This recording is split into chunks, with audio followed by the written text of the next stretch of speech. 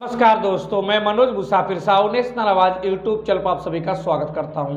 बार बार बहन मायावती जी के मुख से आपने सुना होगा गेस्ट हाउस कांड। आखिर ये क्या है गेस्ट हाउस कांड? आखिर इस गेस्ट हाउस कांड में ऐसा क्या हुआ था कि बहन मायावती जी उसको कभी भूल नहीं पाती हैं?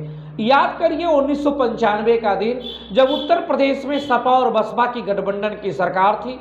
कांशीराम जी और मुलायम सिंह यादव जी की गठबंधन की सरकार थी। उस सरकार में मुलायम सिंह यादव चीफ मिनिस्टर थे, उत्तर प्रदेश के मुख्यमंत्री थे। 23 मई 1995 को मुलायम सिंह यादव अचानक कांशीराम जी को फोन करते हैं। कांशीराम जी उस समय इलाज कराते हैं, हॉस्पिटल में रहते हैं और उनकी देखरेख राज्यसभा सदस्य मल्होत्रा जी और साथ में बहन मायावती जी उनकी देखरेख कर रही होती हैं। कांशीराम मुलायम सिंह यादव चीफ मिनिस्टर थे, उनका फोन रिसीव नहीं करते। मुलायम सिंह यादव बेचैन हो जाते हैं, लेकिन फोन उनका तो रिसीव नहीं करते। लेकिन कांशीराम इधर भारतीय जनता पार्टी के कद्दावर नेता लखनऊ के रहने वाले थे लालजी टंडन, उनको फोन मिला दिए। लालजी टंडन से कांशीराम जी की बात होती है। बात होने के बाद बसपा और बीजेपी का, बहुजन समाज पार्टी और भारतीय जनता पार्टी का गठबंधन लालजी टंडन के माध्यम से हो गया। उसका लेटर भी आ गया और कांशीराम जी ने भाजपा का समर्थन लेटर बहन मायावती जी को उसी हॉस्पिटल में दिखाया और कहा, बताओ क्या मुख्यमंत्री बनना चाहती हो? ये लेटर दिखाया। बहन मायावती जी ने हामी भरी और हामी भरने के बाद उस लेटर को लेकर लखनऊ चली आई। जब लखनऊ लेकर चली आई तो लखनऊ आने के बाद 2 जून को बहन मायावती जी ने, उस समय के राज्यपाल थे मोतीलाल बोरा को ये लेटर उन्होंने भिजवा दिया।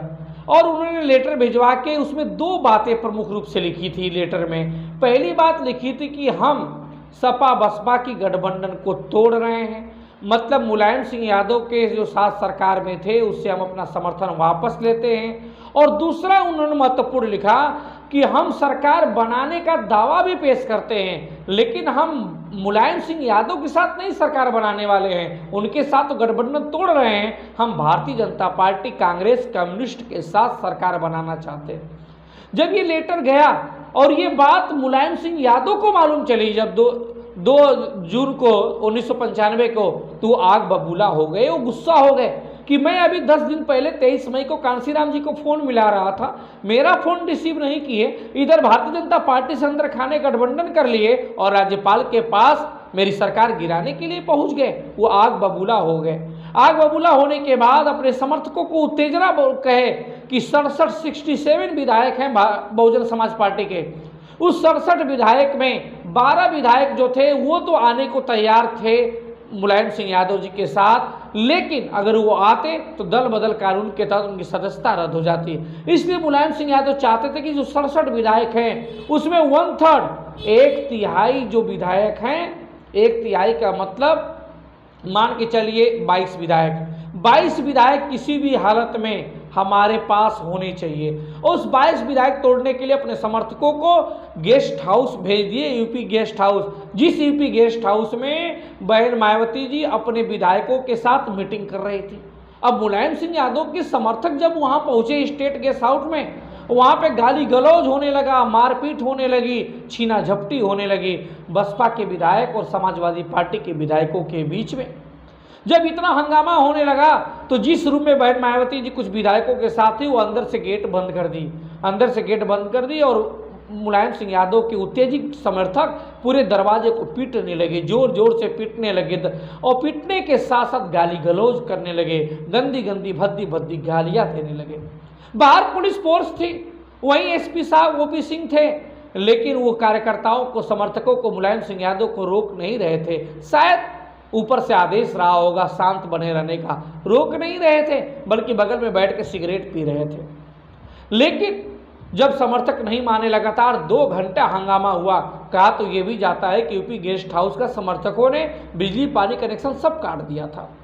बहुत डरी सहमी रूम के अंदर, सोचिए एक महिला का क्या हालत रहा होगा। बाहर लोग दरवाजा पीटे, गंदी गंदी भद्दी भद्दी गालियां दें, हजारों के समर्थक में उपद्रव हो और अंदर एक महिला कुछ लोगों के साथ, विधायकों के साथ अगर जान पे आ पड़ी थी। ये कंडीशन, सिचुएशन थी। बाद में शाम को 4 बजे लखनऊ के तत्कालीन डीएम राजीव खरे साहब आते हैं और आने के बाद पुलिस फोर्स के साथ सभी विधायकों को और समर्थकों को तितर बितर करके वहां से भगाते हैं। वहां से भगाने के बाद जब मायावती जी को ये कन्फर्म हुआ कि अब सपा समर्थकों की भीड़ भाड़ नहीं है, तो डीएम साहब ने मायावती जी को वहां से बाहर निकाला, और बाहर निकाला तब उनको सकुशल वहां से बाहर निकाल के पहुंचाया।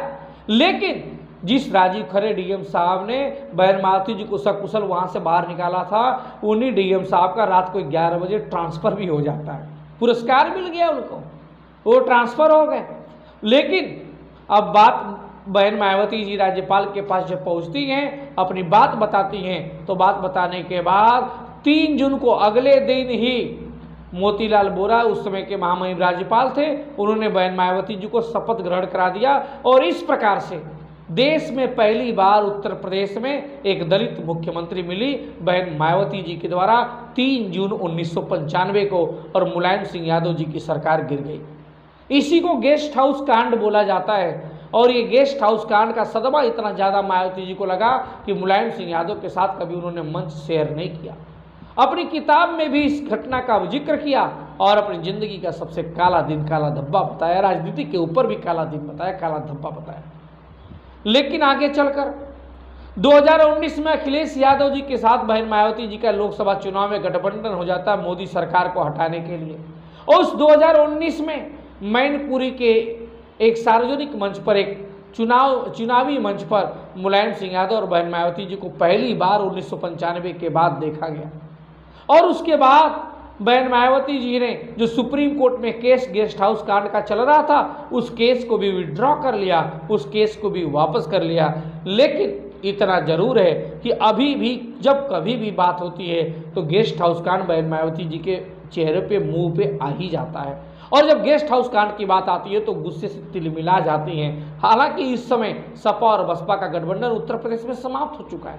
2024 का चुनाव लड़ा गया था तो सपा ने बसपा के साथ नहीं लड़ा, बल्कि कांग्रेस के साथ चुनाव लड़ा था, और बसपा ने अकेले लड़ी थी और एक भी सीट नहीं पाई थी, जबकि सपा ने 37 सीटों पर विजय हासिल की थी।